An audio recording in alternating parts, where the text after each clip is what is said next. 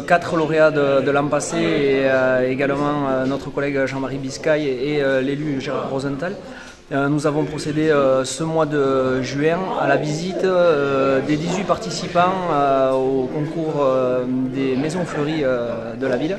Et cette année, je pense, Valérie, que l'on a pu remarquer une certaine évolution sur la conception des jardins, mais également une prise de conscience importante des administrés sur la valeur environnementale que doivent avoir les jardins oloronais. Tout ceci est stimulé par une volonté municipale de passer d'une part sur du zéro phyto, mais également de faire valoir des arguments environnementaux dans le concours des villes et villages fleuris de la mairie lui-même, puisque cette année on attend, on l'espère, la confirmation de cette 3e fleur.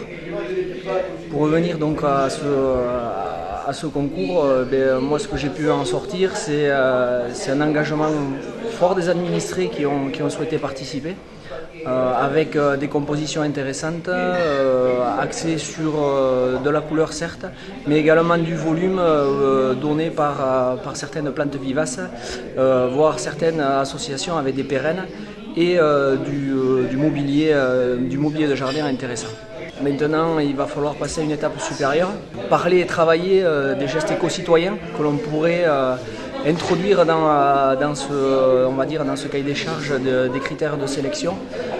Il serait également intéressant, mais ça c'est une autre problématique, d'arriver à stimuler un peu plus l'oloronais, à le faire sortir entre guillemets de son jardin et venir offrir un petit peu son savoir à ce concours et donc à la ville de l'Oloron.